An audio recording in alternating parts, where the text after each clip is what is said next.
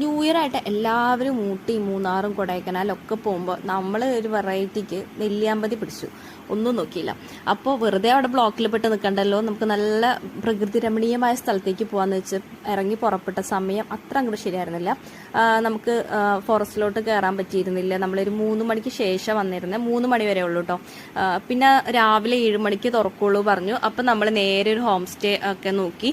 ഇനി നമ്മൾ വരുന്നതിന് മുമ്പാണെങ്കിൽ തന്നെ നമ്മൾ ഫോറസ്റ്റിലാണെങ്കിലൊക്കെ സ്റ്റേ നോക്കിയായിരുന്നു കേട്ടോ. പക്ഷെ എല്ലായിടും ഫുള്ളായിരുന്നു. അപ്പോൾ എവിടെയും നമുക്ക് റൂമൊന്നും കിട്ടിയിരുന്നില്ല. ആ സമയത്ത് ഞങ്ങൾ വിചാരിച്ചു ഇനിയിപ്പോൾ ഏതെങ്കിലുമൊക്കെ ഓരോരുത്തർ കിട്ടുമായിരിക്കും എന്നുള്ള രീതിക്ക്. പക്ഷെ അതൊക്കെ നമ്മളെ എന്താ പറയുക, ആ ചിന്തയും ആ കാര്യങ്ങളൊക്കെ മാറ്റി മറിച്ചൊരു സ്ഥലമായിരുന്നു കേട്ടോ. ഇത് നമുക്ക് വിധിച്ചതേ കിട്ടുള്ളൂ എന്ന് പറയില്ലേ, അതേപോലെ നമുക്ക് വേണ്ടി കാത്തു വെച്ചൊരു സ്ഥലം.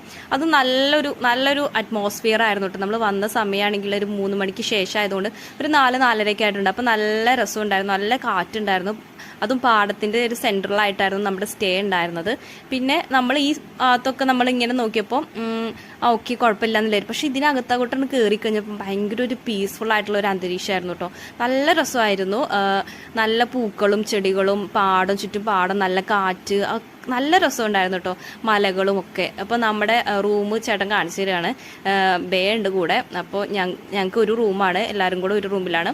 അപ്പോൾ കാവേരി എന്നാട്ടോ നമ്മുടെ റൂമിൻ്റെ പേര്. അപ്പോൾ നല്ല രസമായിരുന്നു കേട്ടോ. എന്നിട്ട് ഞങ്ങൾ ലഗേജൊക്കെ കൂടെ റൂമിനകത്ത് വെച്ചിട്ട് പെട്ടെന്ന് നമ്മൾ സ്ഥലം പെട്ടെന്ന് കവർ ചെയ്യുക എന്നുള്ളതായിരുന്നു കേട്ടോ. ഇപ്പോൾ രാത്രി ആവാറായിട്ടുണ്ട്. അപ്പോഴേക്കും ഞങ്ങളിതാ ചെറിയ ലേക്ക് പോലത്തെ സ്ഥലമൊക്കെ ഉണ്ട് കേട്ടോ.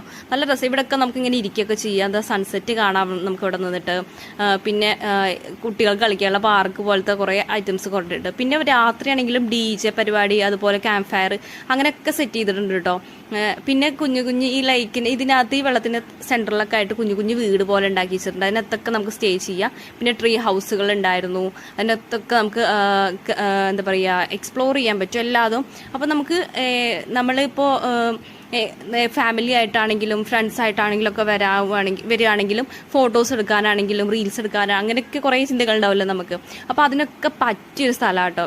ആണെങ്കിൽ സ്ഥലം കണ്ട പിന്നെ ഓട്ടം എന്തൊക്കെയാണ് കാണിക്കേണ്ടതെന്ന് അറിയില്ല.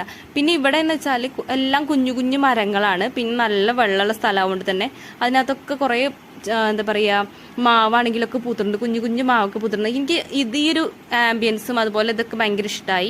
പിന്നെ ഒന്നും നോക്കിയില്ല, എല്ലാവരും കൂടെ പാർത്തിക്ക് അങ്ങോട്ട് ഓടുമായിരുന്നു കേട്ടോ. പിന്നെ ഓട്ടമായി. പിന്നെ രാത്രി വരെ ഈ ഓട്ടം തന്നെ. എന്നിട്ട് നല്ല തണുപ്പും ഉണ്ടായിരുന്നു. പിന്നെ അത്യാവശ്യം നല്ല കാറ്റുണ്ടായിരുന്നു. അതാണ് ഇങ്ങനെ സ്വെറ്ററൊക്കെ ഇട്ടിട്ട് നടക്കുന്നത്. അപ്പോൾ നമുക്കിനി ഇവിടെ കുറച്ച് കാഴ്ചകളും കാര്യങ്ങളൊക്കെ ഉണ്ട്. ഇനി രാവിലെ എങ്ങനെയാണെന്നുള്ളത് ഞാൻ കാണിച്ചു തരാം കേട്ടോ.